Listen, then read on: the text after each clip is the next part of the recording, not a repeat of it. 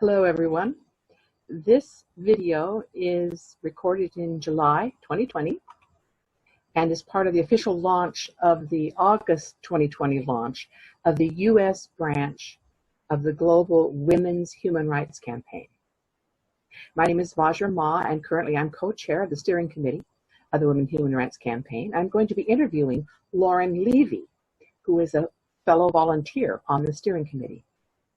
But first I want to give a quick bio about Lauren to give us a sense of context and also the history and scope of women's fight for sex-based rights that Lauren has been involved in since the 60s, 70s, and 80s in the second wave of feminism, and how relevant all of that is to today's current fight, the Women's Human Rights Campaign for women's sex-based rights. Lauren Levey has been working for women's rights since the late 1960s, when as an undergraduate at Bennington College, she worked with other students to ensure that everyone who needed an abortion got a safe one.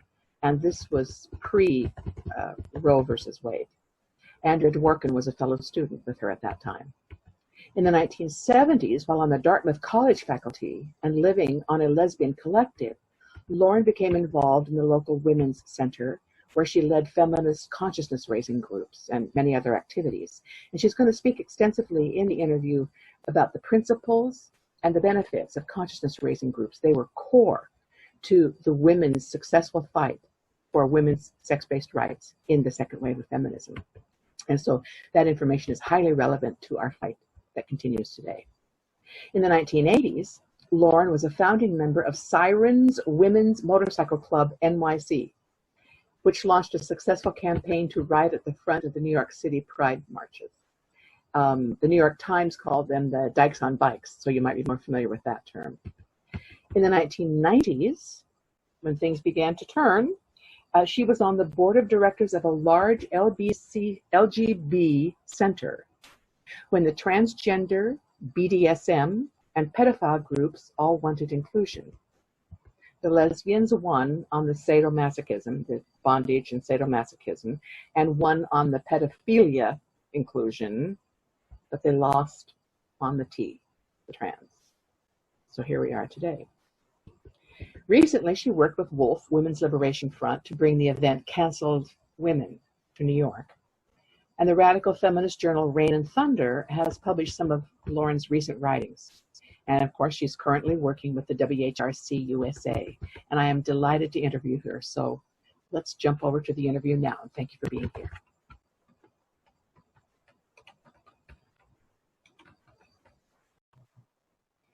Hello, everyone. My name is Vajra, and I'm here with Lauren Levey. Hi, Lauren. It's great to be here with you. Hi, Vajra. Lauren's in New York, and I'm on the west coast of the US. And today is July 29th, 2020. I would like to just get started, Lauren, and ask you what as an sort of an opening statement or opening idea, what would you like women to know about what this campaign is about? This is about the sex-based rights of women. As you know, there's been a movement, a very aggressive movement for transgender rights, and those rights conflict. They just logically conflict with women's rights, and they also conflict with same-sex attraction rights. So homosexuals are affected adversely. We're erased, in effect. We're logically erased, and as are women, along with all our very hard-won rights, and along with our ability to talk about those rights, because we don't have a legal category. The Democrats are poised to eradicate them fully, to make it official at the federal level. So. Yeah. With the Equality Act, if people aren't familiar with that, the Equality Act was proposed in 2015 and re-proposed in 2019. And the Democrats will pass that if they do flip the Senate. That's one of the top things on their agenda. They're trying to make them understand why this harms women and girls, and actually all of society. So right up front here, I want to say, if you want to sign the declaration, viewers, you can go to womensdeclaration.com.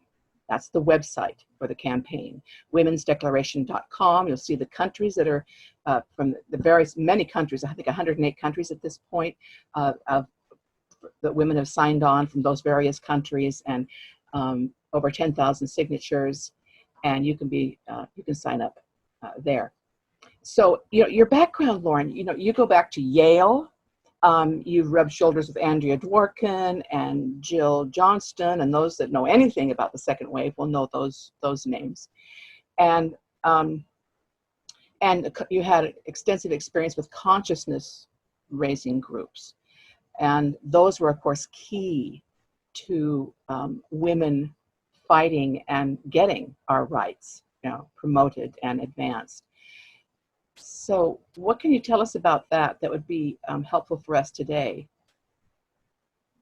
As I experienced it, consciousness raising groups were really, I'm going to weight them very heavily in terms of their value. I would go so far as to say that the women's liberation movement, the second wave women's liberation movement, was created in consciousness raising groups, came out of consciousness raising groups. The consciousness raising groups, that model was based on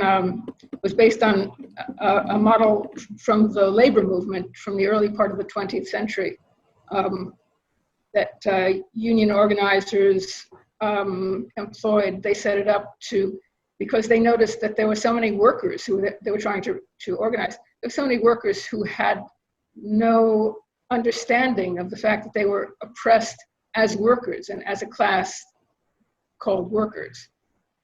So some of the women who were refugees from the civil rights movement and the anti-Vietnam War movement, who left those movements because of the sexism,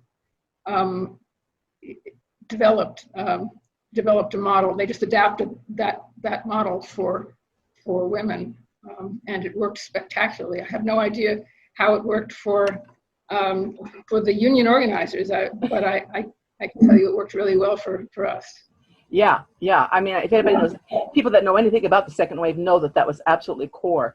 For those that, especially younger women who don't know what that really is, can you explain what the consciousness raising groups were and what you discovered through them and why it was so beneficial? That's a lot. Summarize. If I go off on a tangent or something.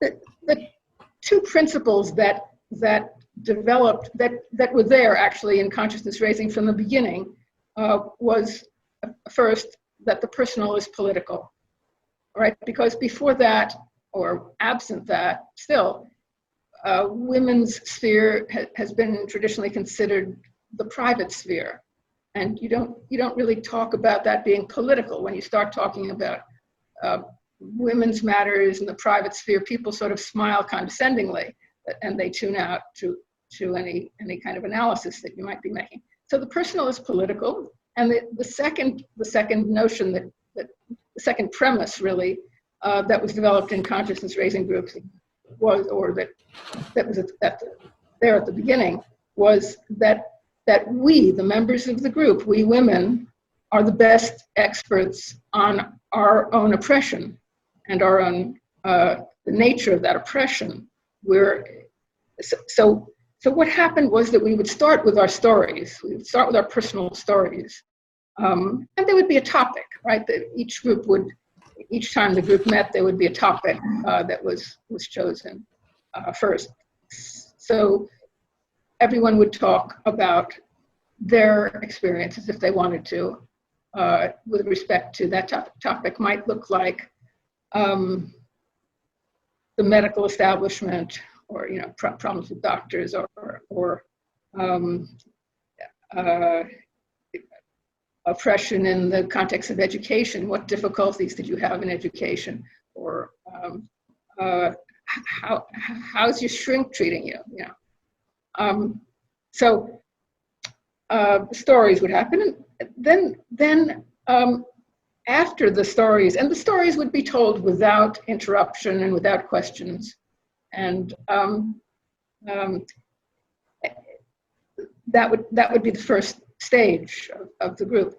The second, there's 3 stages. The second stage would be drawing generalizations from those stories, so that we could find common threads, we could find commonalities, we could find some patterns that we might be able to analyze, that we might be able to make sense out of. Because what we're ultimately trying to do is understand our position as women in society. Can I stop you there? Because it's very rich already in terms of how to hold that, and how rich it is in terms of what we're doing with the Human Rights Campaign, Women's Human Rights Campaign. Because the personal is political has gone out the window. And what we have, I think you'd agree with me, what we have is everybody has their individual right to identify however they want to, and the law has to make us recognize that. And that's one of the things about gender identity that we're opposing, to make it enshrined in the law. And so the personal is political, but there doesn't seem to be any consciousness about that today.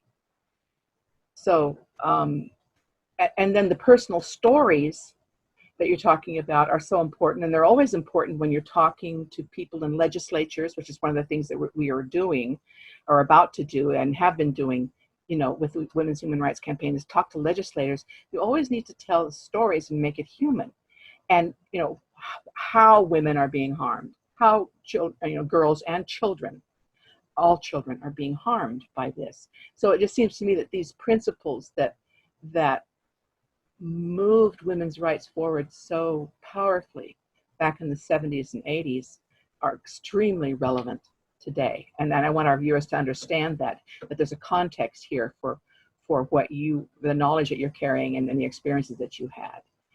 So unless you want to comment on that, you want to, you can continue with the second level. No, that's what you say is really insightful, Vajra. I think that the culture has changed since the women's liberation movement in the 70s. It's changed dramatically. I would say that the overall the underlying ethics are neoliberal. I think neoliberalism is the rule.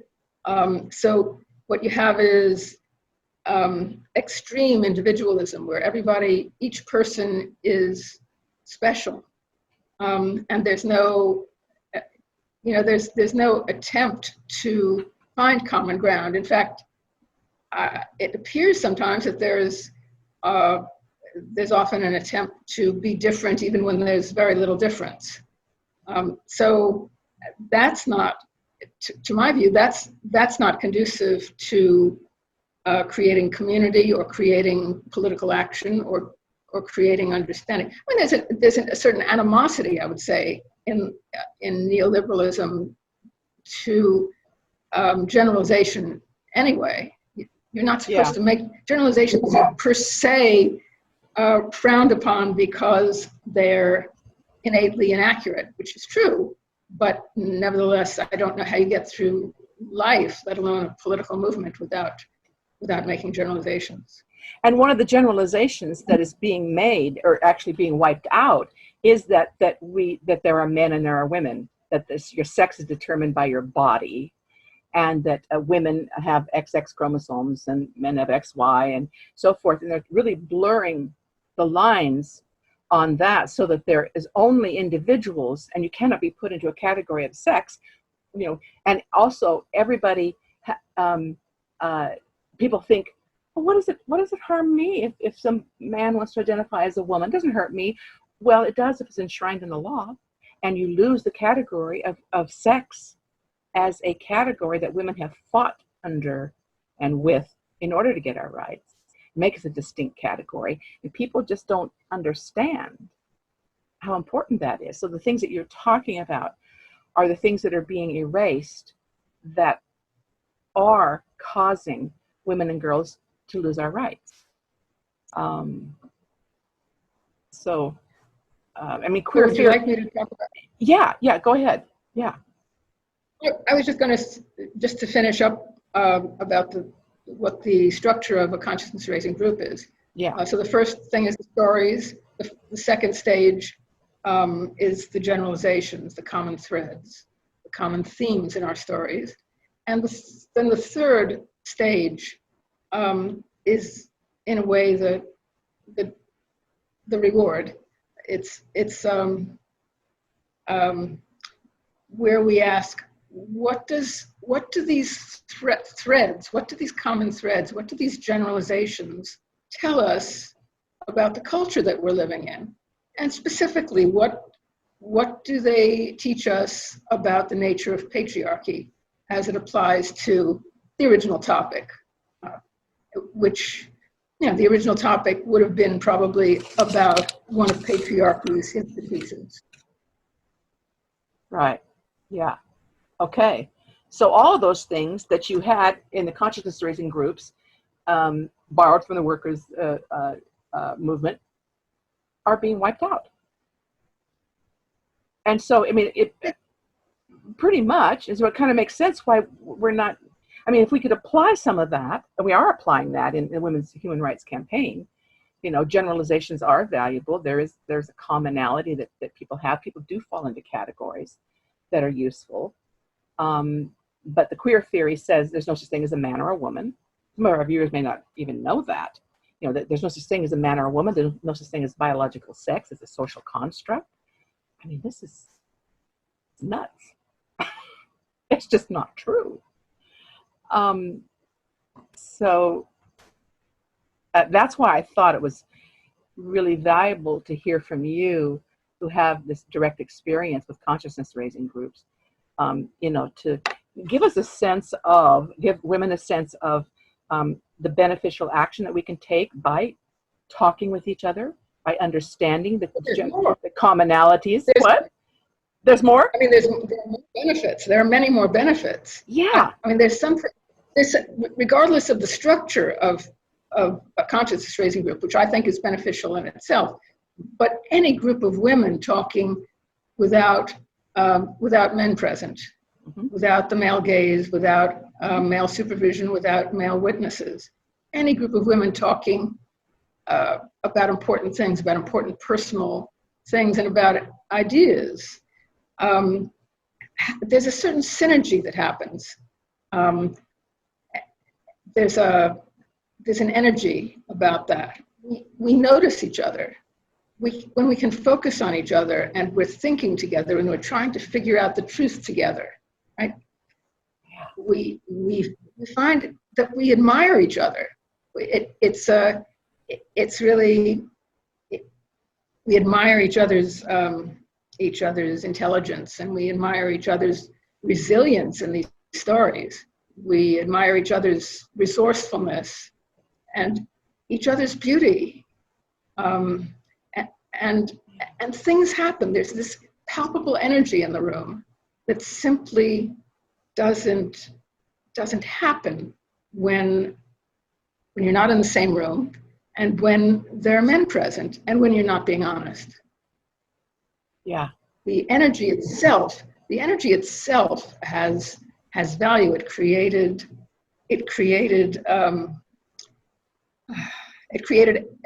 a sisterhood. Here was a group of people that felt that you could rely on, and you could. Yeah. You understood each other. You created common values. You created common principles that you could organize on the basis of. Yeah, you could feel your collective strength, right? Collective strength, your sisterhood, on an emotional level and a political level. I totally get what you're saying about there's a synergy. I call it the collective consciousness of women. Something happens when women get together, even if it's in a quilting situation or baking. Absolutely. We just function in a different way, and that way of functioning is crucial to humankind staying in sane relationship with the earth. That's how I see it. To stay connected to reality, and to how important it is to be connected to each other. We're in such a severed, isolated, condition as human beings, and of course the extreme individualism of neoliberalism is exactly that. There is no community. You all just do whatever you want, and there's no categories. And extremely There's selfish. no connection ultimately. Yeah. So that's huge. That kind of disconnect. I'm sorry. No, go ahead. That kind of observe that kind of disconnection tends to promote the status quo. It just maintains the status quo. It creates conditions under which it's almost impossible to make meaningful social change happen, because how can you work together when you don't share a vision, when you don't have the words even to talk about what your vision might be or your principles? I think people don't understand. They don't. The public doesn't understand yet what's going on with women's sex-based rights and how that relates to women and children. This division, this gender identity, the erasure of sex as a category, and that's. I'm not sure where I was going with that, but the public. The public is ignorant because the media has had a blacklist on, a blackout on the stories of those women now who are detransitioning, who realize that they're not trans men, they're actually lesbians, who love other women. And I think that what would you say to the young women who might be watching this, who are being told and gaslit who are lesbians, but who are being gaslit to think that they're trans men? What would you say to them?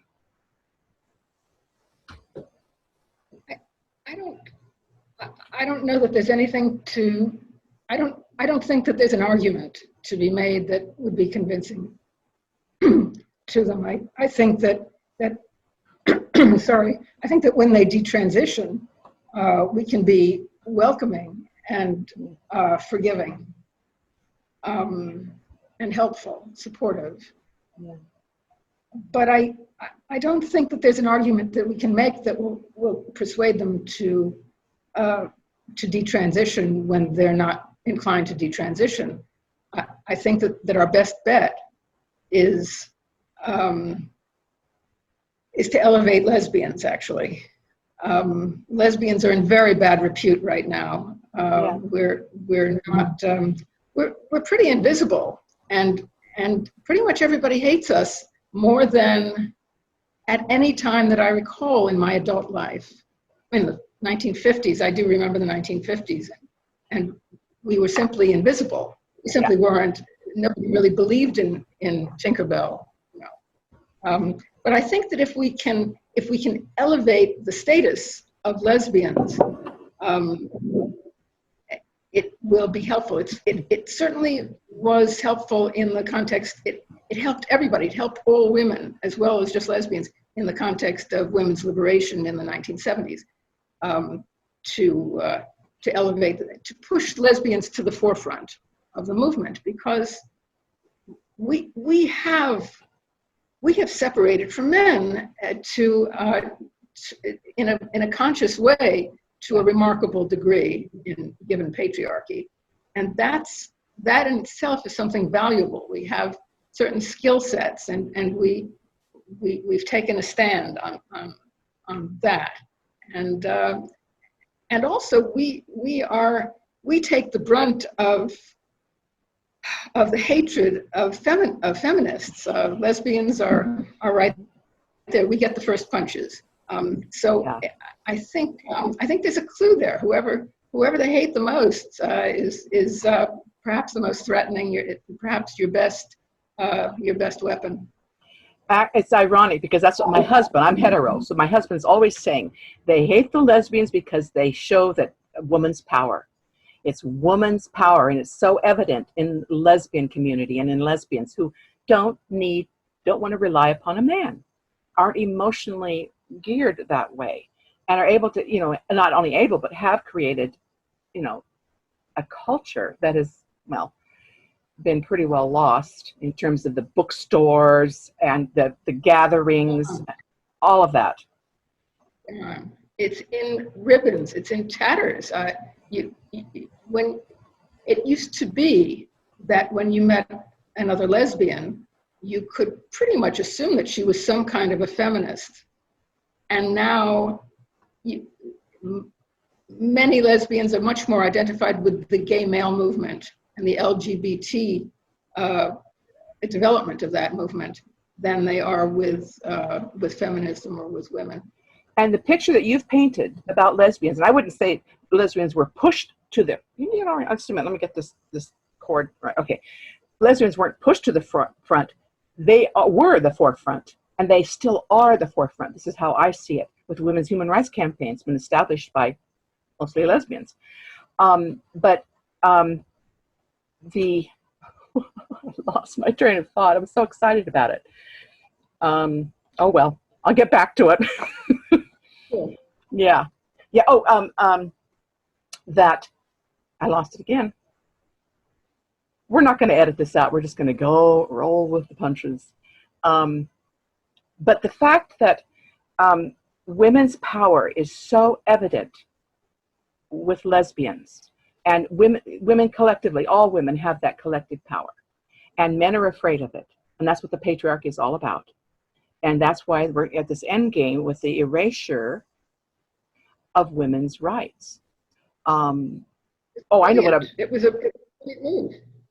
It was what? It was a brilliant move by the men's rights activists to invent transgender ideology. It was absolutely brilliant. It was it's the Trojan horse that can destroy women and lesbians all in one fell swoop. And that brings me back to, now I remember what I was going to say, as beautifully said, Lauren, is that now we have supposed trans lesbians. Given the picture that you painted about lesbians and what lesbian women created, and it being at the forefront of women's liberation, and the culture of the bookstores and the theater and all of that, it's not there anymore for the most part. Then to think of trans lesbians, I'll bet some people listening to this don't know what a trans lesbian is. They go, what? A trans lesbian, quote unquote, is a man who identifies as a woman who wants to have sex with women. It's actually a heterosexual man who wants to have sex with women, but he calls himself a trans lesbian because he wants to get into that beautiful, powerful circle synergy of lesbians, the special quality of power that lesbians have. So it's really a travesty. Well, what they say is that they want validation, and that dating a lesbian would be the ultimate validation for the notion that he is a woman. Yeah. Right. Because lesbians will only be with you sexually if you're female, and if you can get with a lesbian, that's proof. But the irony is that it's unattainable. If you find a lesbian who will sleep with you, she's bisexual. Yeah, there you go. Oops. Yeah. Not attainable. Not attainable. Right. Well, neither is changing sex attainable, as we know. So what we're seeing in the whole men's rights movement, the trans ideology, queer ideology, is the erasure of the reality of the body, and most particularly the erasure of the female body, because it's men that want to get into the women's spaces. We don't have an equivalency of, if a woman gets put into prison, she's not like, for whatever reason, she's not asking, listen, I want to become a man and I want to go to the men's prison. No, she'll be raped. you know. But a man, many of them now see, are going into the women's prisons. I'm a woman now, a woman, and they put them in women's prisons, and they do assault women. There's many cases of that. So our viewers need to understand that there's no equivalency between, and that's another inequality of the whole queer ideology. There is no equivalency between men and women and becoming trans, supposedly, and changing sex. Mostly women, I think, if they go in, I think you spoke beautifully to young lesbian women who think that they need to be a trans man. I think everything that you said could speak to them.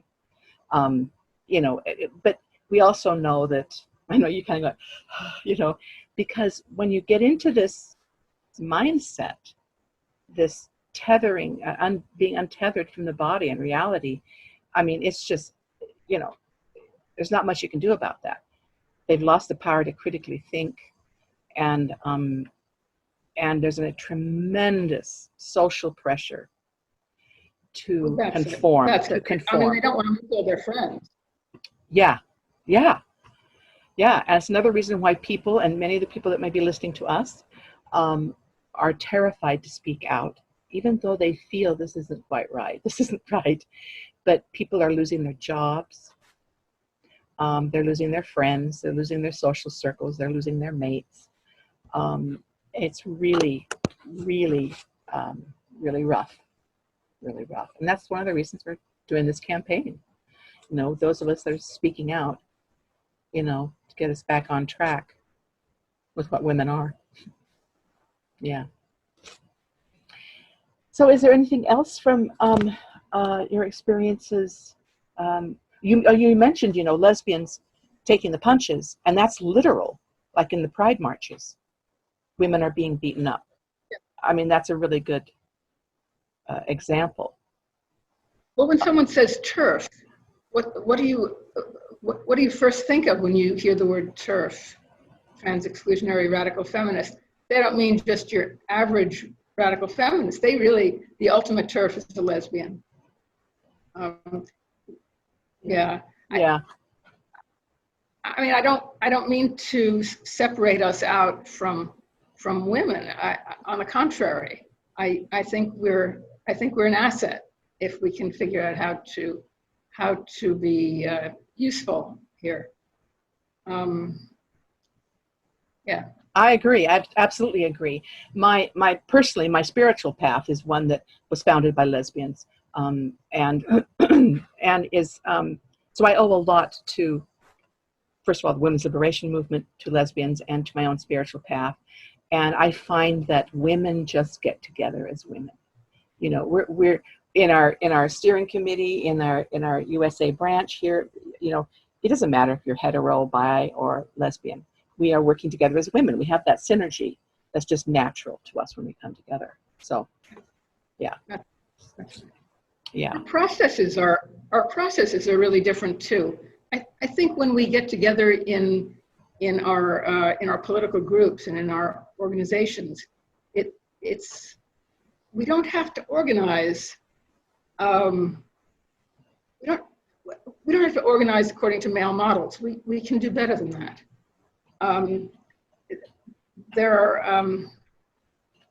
think it's really important. I think the structure of organizations is very important, and I think the processes that we create for those structures are very important. It's not just the goals and the achievements, although the achievements are incredibly important because they get attention and they make friends. Everybody loves a winner.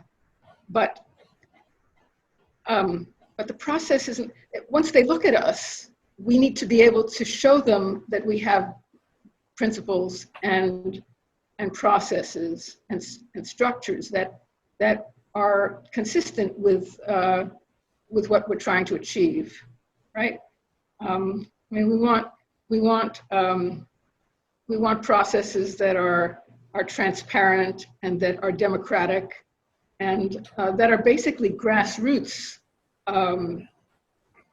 structures, right? And processes. We don't want a top-down kind of organization where we have a leader who makes decisions. We don't want that. We don't need it, and it's not. It doesn't. I think it's not going to work for us. Women hate leaders. Women destroy leaders. We're much better if we have. I mean, I don't even need to name names. We all know that. And that's a it's a gift and a curse. So and I think we can, but I think we can do better than top down. The energy that we got from consciousness raising groups was grassroots energy. It's magical. Yeah. And I think that's the value of having heard what your description of the consciousness raising groups. It's like the Women's Declaration, Women's Human Rights Campaign is like a big consciousness raising group. We're doing it globally, and we have to do it through, especially with COVID-19 now, we have to do it through, Zoom and teleconferences and that sort of thing.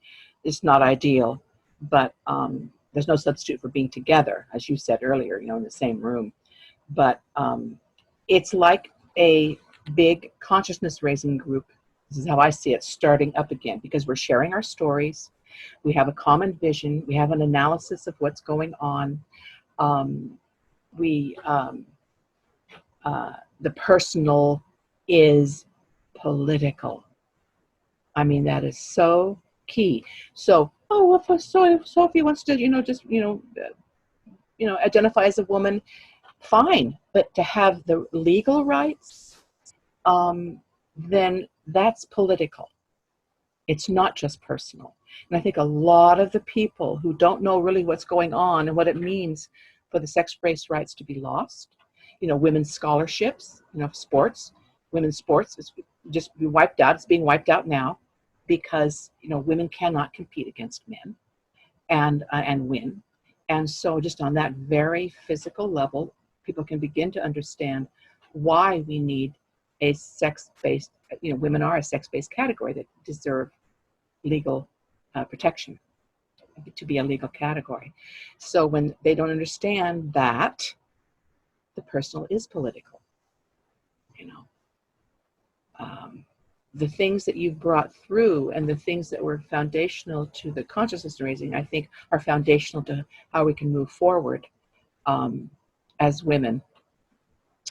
And actually, it's a matter of the women's liberation movement was changing all of society. It's not just about women. It's about the whole culture, of course, and living as human beings together without the top down, without the dominator model, and it permeates out into the whole economic structure, which of course is being challenged now with the global. That's a challenge. Yeah, that's a challenge because we have an economic structure that depends heavily on women's unpaid labor, and if we're not going to be enslaved to that extent, then we have to figure out another way of making our culture work economically. It can be figured out, but it has to be done. And some people are going to lose. I mean, let's just be frank about it. Some people are going to lose because if you are benefiting from the unpaid labor of women, right? You're going to lose that. Yeah, but lose what? They're not going to lose their livelihood. They're not going to lose they're going to lose an unfair measure of wealth or ease, that other people are carrying for them. I mean, that's how it seems to me. But it's going to be they're going to lose power, control, wealth. Wealth. Wealth. Yeah, but a wealth that's like not necessary for their comfortable living. It's like wealth that's over the top. You don't agree? Do you agree? I think that, I mean, I can't speak for men, but from what I observe, there are men who would rather die than not be head of household and not own female domestic servants. Mm-hmm. Mm-hmm. Not be able to buy sex. They would rather die. Oh yeah. Oh yeah. Yeah, and then that's the other part of neoliberalism and the so-called third wave feminism is the accolading prostitution and pornography as empowering to women. That's a whole other subject, you know. But that's how far off track feminism has gone. It's not really feminism. What I like to say, Lauren. I think we need to go into the second wave of the second wave, and that'll be the fourth wave. The second wave principles and analysis are going to move us forward. Well, I think that the transgender movement has awakened a sleeping giant among young women. I'm just noticing how many young women are suddenly saying, "This is unfair. This is totally screwed up. I'm not. What? Are you kidding me?" Oh. I think we're really poised for young women young women are faced with an intolerable set of choices right now, thanks to the transgender movement and its successes. And what do you do when you're faced with intolerable choices? You say, "What the hell is going on? I have to change this." Right.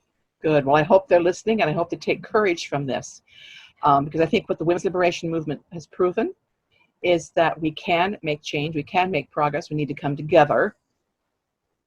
We need to come together to do it, and it's a good note to end on for us here, because that's exactly what we're doing with the Women's Human Rights Campaign, coming together globally. And women can sign the declaration at womensdeclaration.com. And join forces, because together we have the capacity to do this. And I want to say, is there anything else that you want to add here at the end that you feel hasn't been said that you would like to say? I don't think so. I think you asked all the right questions. You did a good job. I think I've said it. Well, you did a good job, and it feels good, because I think there's a lot of valuable insight and overview that you gave that will help women to understand that we can come together with confidence and assert our collective power. So we're moving forward.